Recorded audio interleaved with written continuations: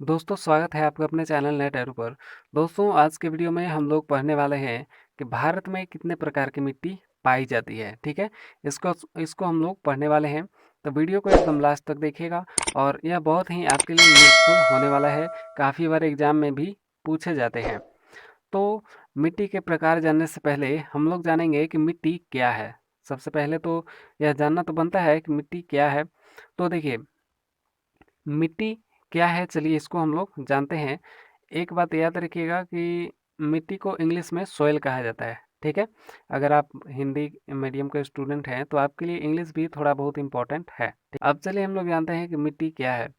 देखिए, मिट्टी जो है एक तरह का मतलब मिश्रण है। ठीक है, किस चीज़ का मिश्रण है?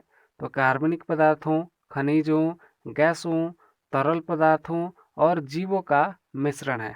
ठीक है, जो कि पौधों की वृद्धि, जल भंडारण, आपूर्ति और शुद्धिकरण के लिए एक माध्यम के रूप में कार्य करती है। ठीक है, मतलब मिट्टी जो है वो एक मिश्रण है। किस प्रकार का मिश्रण है? किसका मिश्रण है? तो कार्बनिक पदार्थों, खनिजों, गैसों, तरल पदार्थों और जीवों का मिश्रण है, जो कि पौधों की वृद्धि में यानी पौधों को बड़ा करने में, उसकी वृद्धि में सहायता करते हैं और जल भंडारण में भी सहायता करते हैं। ठीक है, और आपूर्ति और शुद्धिकरण के लिए भी एक माध्यम के रूप में कार्य करती है। मिट्टी पृथ्वी के वातावरण और कई जीवों के आवास को भी संशोधित करती है। मतलब मिट्टी जो है कई तरह की जो जीव हैं, हम भी हैं। ठीक है, हम इंसान भी हैं, जानवर भी हैं, जो और भी जीव हैं, उन सभी को रहने के लिए भी आवास के रूप में मिट्टी कार्य करती है, जो कि पृथ्वी के पारिस्थितिकी तंत्र का एक प्रमुख घटक है।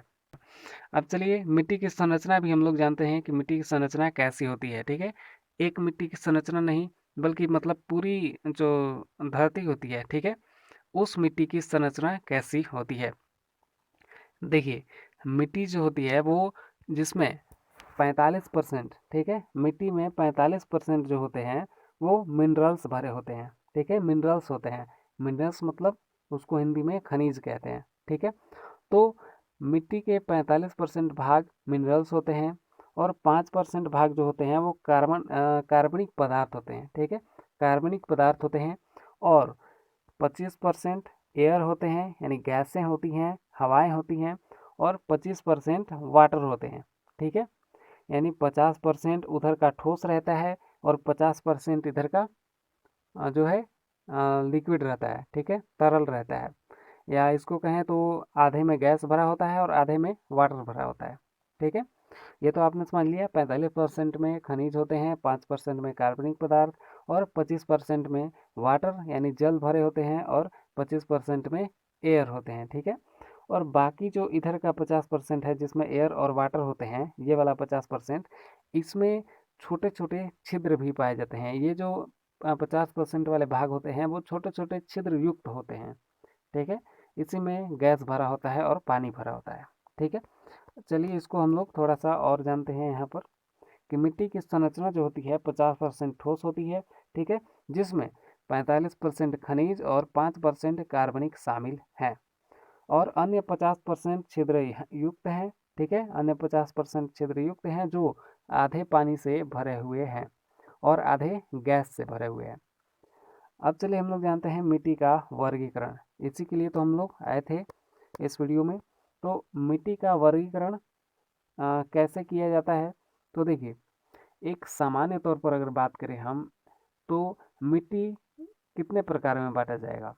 एक मतलब सामान्य तौर पर बात करें हम लोग तो मिट्टी को दो भाग में बांट सकते हैं। ठीक है, पहला तो जिस पर खेती होती है और दूसरा जिस पर खेती नहीं होती है। ठीक है, यानी उपजाऊ मिट्टी और गैर उपजाऊ मिट्टी।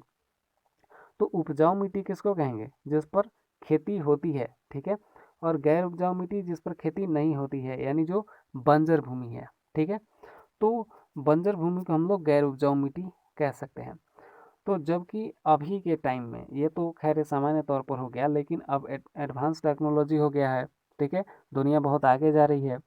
तो इस आधुनिक दिनों में मिट्टी को कई प्रकार में बांटा जाता है। उसके जो नमी के आधार पर हो गया, उसके सामग्री के आधार पर, उसमें यानी उस मिट्टी में क्या पाया जाता है उसके आधार पर, उसके रंग के आधार पर और मिट्टी की जल धारण क्षमता के आधार पर, इन सभी आधारों पर मिट्टी को बहुत सारे प्रकारों में बांटा गया है। तो उसी को हम लोग आज के वीडियो में पढ़ने वाले हैं। इसके बाद हम लोग जो है कुछ महत्वपूर्ण ऑब्जेक्टिव क्वेश्चन भी देखेंगे, जो कि एग्ज़ाम के लिए बहुत ही इम्पोर्टेंट है और कई बार तो बहुत सारे एग्ज़ाम में आए भी हुए हैं। ठीक है, तो चलिए आधुनिक दिनों के आधार पर हम लोग जानते हैं। और एक बात और याद रखिएगा कि भारत को मिट्टी के आधार पर सबसे उपजाऊ देशों में से एक माना जाता है, क्योंकि भारत ही एक ऐसा धरती है, भारत की ही एक ऐसी धरती है जहाँ आप कुछ भी उगा सकते हैं। ठीक है, अब चलिए हम लोग जानते हैं कि भारत में मिट्टी का वर्गीकरण कैसे किया जाता है। भारत में मिट्टी का वर्गीकरण, सोइल टाइप्स इन इंडिया। देखिए, भारत में जो मिट्टी पाई जाती है उसको बहुत सारे भागों में बांट दिया गया है उसका निरीक्षण करके। तो सबसे पहले हम लोग जानते हैं कि कितने प्रकार में बांटा गया है। तो देखिए, पहला तो है जलोढ़ मिट्टी, दूसरा है लाल मिट्टी, तीसरा है काली मिट्टी और चौथा है पहाड़ी मिट्टी और फिर अगला है रेगिस्तानी मिट्टी, लवणीय और क्षारीय मिट्टी और लेटराइट मिट्टी और पीटी मिट्टी। ठीक है, इन सभी भागों में बांट दिया गया है भारत में। ठीक है, तो एक एक करके हम लोग सबके बारे में जानेंगे तो काफ़ी मतलब अच्छे तरह से समझ पाएंगे उसको। तो जलोढ़ मिट्टी क्या होती है, चलिए इसको जानते हैं। तो देखिए, जलोढ़ मिट्टी जो होती है वो सबसे उपजाऊ मिट्टी होती है। ठीक है, ह्यूमस इसमें सबसे ज़्यादा पाया जाता है, इसलिए इसको सबसे उपजाऊ मिट्टी कहते हैं। जलोढ़ मिट्टी बनती कैसे है, तो देखिए, नदी द्वारा जो लाए गए तलछट होते हैं, मान लीजिए ये नदी है। ठीक है, इसके द्वारा नदी अपने बहाव के द्वारा जितने भी तलछट अवसाद वगैरह लाती है वो सभी एक जगह पर जमा हो जाते हैं। ठीक है, या तो नदी के किनारे या फिर नदी जहाँ पर गिरती है वहाँ पर। तो ये सभी अवसाद एक जगह जमा हो जाते हैं, तो वही उसी के कारण जलोढ़ मिट्टी का निर्माण होता है। ठीक है, या मान लीजिए कि कहीं पर बाढ़ आ गया। ठीक है, एक एग्जाम्पल दे रहा हूँ आपको, कहीं पर मान लीजिए बाढ़ आ गया, तो बाढ़ आया तो नदी जो है, नदी से बाढ़ आया तो नदी क्या हुआ, नदी में जितने भी तलछट वगैरह नदी अपने साथ लाती थी वो सभी उसके ज़मीन के ऊपर, ठीक है, जहाँ पर बाढ़ आई उस ज़मीन के ऊपर इसका परत जम गया। मतलब अवसाद जितने भी ये नदी के साथ जो आता था वो अवसाद सभी उस मिट्टी के ऊपर जम गया। ठीक है, उस मिट्टी के ऊपर एक परत बन गया उसका। तो क्या हुआ, वहाँ की मिट्टी उपजाऊ हो जाएगी। ठीक है, क्योंकि वहाँ पर ऊपर जलोढ़ मिट्टी का परत बन गया है। ठीक है, जलोढ़ मिट्टी में सबसे ज़्यादा उपजाऊ होती है। ठीक है, इसमें कृषि सबसे ज़्यादा होती है। ठीक है, तो नदी अपने साथ लाए हुए अवसादों को एक जगह जब जमा करती है तो उसी को हम लोग जलोढ़ मिट्टी कहते हैं। ठीक है, उसी के कारण जो है जलोढ़ मिट्टी का निर्माण होता है।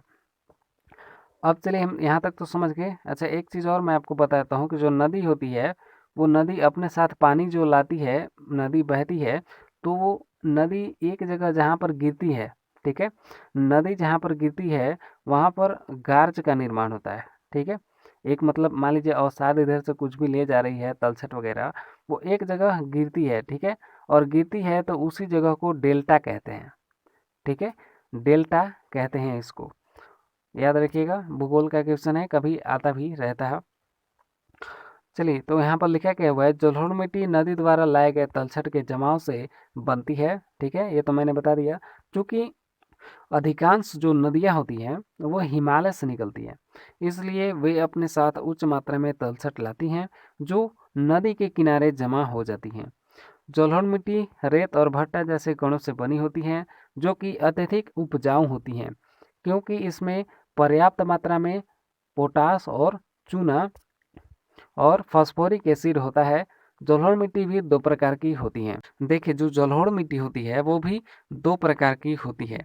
पहला तो नई जलोढ़ मिट्टी और दूसरा पुरानी जलोढ़ मिट्टी। देखिए, पहले से ही जलोढ़ मिट्टी जो होती है उसको पुरानी जलोढ़ मिट्टी कहा जाता है, और नई जलोढ़ मिट्टी जो होती है उसको, जो आती है नया बन करके, जो नए अवसाद जमा होते हैं उसको कहते हैं नई जलोढ़ मिट्टी। अब देखिए, नई जलोढ़ मिट्टी को ही खादर कहा जाता है और पुरानी जलोढ़ मिट्टी को बांगर कहा जाता है। ठीक है, याद रखिएगा, जलोढ़ मिट्टी को दो प्रकार में बांटा गया है, बांगर और खादर। ठीक है, यानी पुरानी जलोढ़ मिट्टी को बांगर कहा जाता है और नई जलोढ़ मिट्टी को खादर कहा जाता है। अब देखिए, जलोढ़ मिट्टी प्रायद्वीपीय भारत में महानदी, कावेरी, गोदावरी और कृष्णा जैसी विभिन्न नदियों के डेल्टा में पाई जाती है। जलोढ़ मिट्टी हल्के हरे रंग की होती है और जो है इसमें गेहूँ, मक्का, गन्ना, चावल, दालें और तिलहन जैसी फसलें उगाई जाती हैं। जलोढ़ मिट्टी उत्तरी मैदानों में पंजाब से शुरू होकर पश्चिम बंगाल और असम तक पाई जाती है। जलोढ़ मिट्टी कहाँ कहाँ पर पाई जाती है? तो भारत में उत्तरी मैदान से शुरू होती है पंजाब से, और पंजाब से ही सीधे उधर पश्चिम बंगाल और असम तक पाई जाती है। अब चलिए हम लोग जानते हैं काली मिट्टी क्या होती है। देखिए, काली मिट्टी जो होती है कि उसका निर्माण कैसे होता है, पहले वो जानते हैं। मान लीजिए यहाँ पर ज्वालामुखी है, ठीक है। मान लीजिए ज्वालामुखी एक है और उससे जो अंदर का लावा, ठीक है, लावा निकल रहा है बाहर।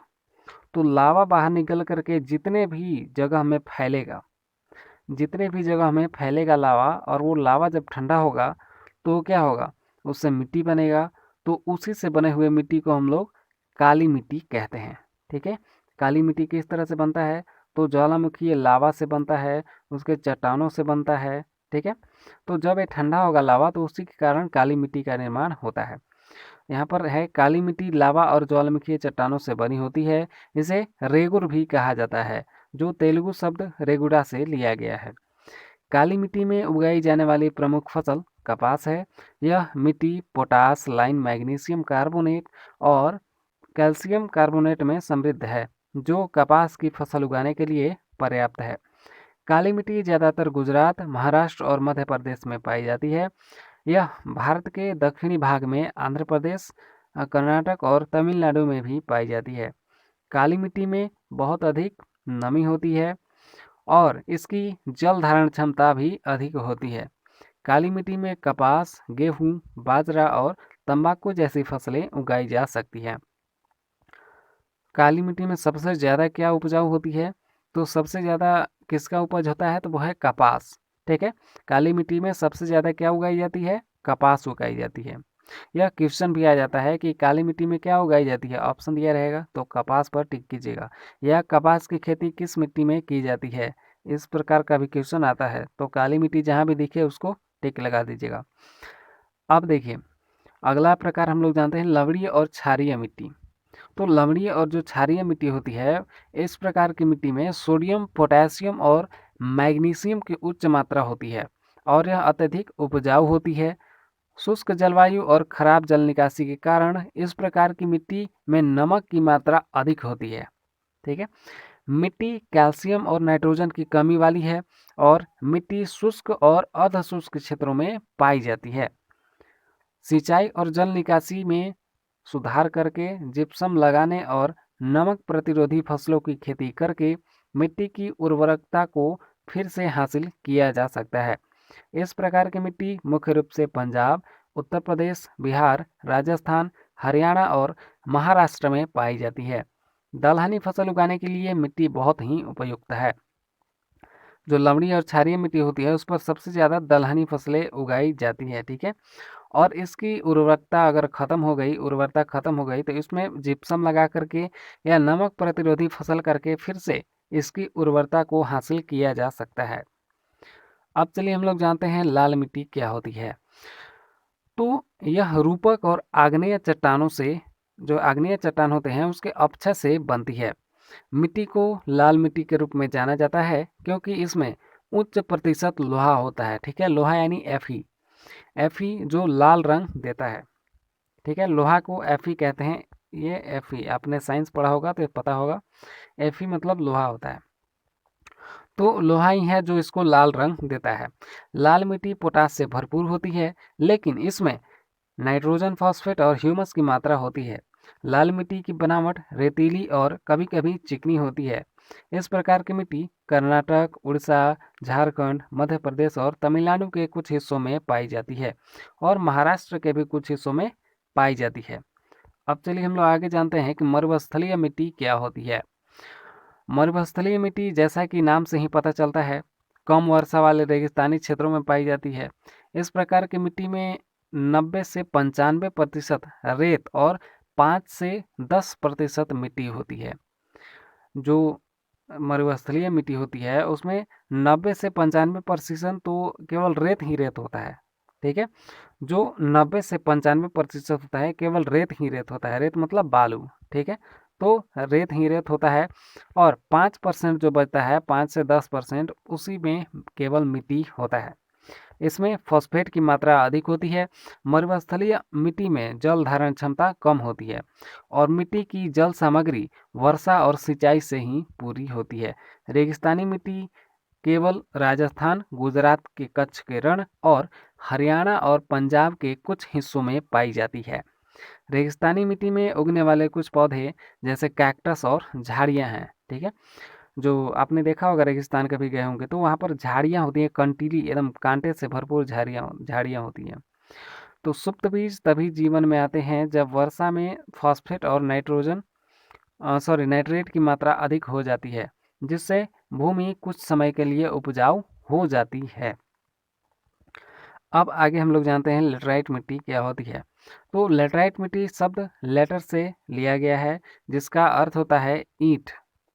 इस प्रकार की मिट्टी भारी वर्षा वाले क्षेत्रों में पाई जाती है और इस प्रकार की मिट्टी चट्टानों के भारी अवसादन द्वारा पाई जाती है। ठीक है, लेटराइट मिट्टी का निर्माण कैसे होता है? तो चट्टानों के भारी अवसादन द्वारा। अवसादन मतलब वो जब टूटता है तो उसके द्वारा बनता है। ठीक है, टूट टूट करके चट्टान जब गिरते हैं धीरे धीरे, तो उसके द्वारा लेटराइट मिट्टी का निर्माण होता है और इसमें आयरन ऑक्साइड होता है जो इन्हें गुलाबी रंग देता है। लेटराइट मिट्टी में नाइट्रोजन की मात्रा अधिक होती है और यह अम्लीय होती है। यह आमतौर पर पश्चिमी और पूर्वी घाट, विंध्य, मालवा का पठार, सतपुड़ा के कई हिस्सों में पाया जाता है। लेटराइट मिट्टी रबर, नारियल, कॉफ़ी, काजू, चीनी, रागी और चावल उगाने के लिए पर्याप्त है। अब चलिए हम लोग जानते हैं कि पर्वतीय मिट्टी क्या होती है। तो पर्वतीय मिट्टी जो होती है वो यह वन विकास से कार्बनिक, ठीक है, पर्वतीय मिट्टी जो होती है वन विकास से कार्बनिक पदार्थों के संचय और अवसादन के कारण बनती है। इस प्रकार की मिट्टी ह्यूमस से भरपूर होती है। ये हिमालयी क्षेत्रों जैसे सिक्किम, अरुणाचल प्रदेश, पर्वतीय भारत, पूर्वी घाट और असम में पाए जाते हैं। पहाड़ी मिट्टी की बनावट रेतीली होती है। ठीक है, पहाड़ी मिट्टी जो होती है वो रेतीली टाइप की होती है, उसमें रेत भी पाए जाते हैं। और यह मिट्टी कहाँ पर पाई जाती है? हिमालय क्षेत्रों, सिक्किम, अरुणाचल प्रदेश, प्रायद्वीपीय भारत और पूर्वी घाट और असम में पाए जाते हैं।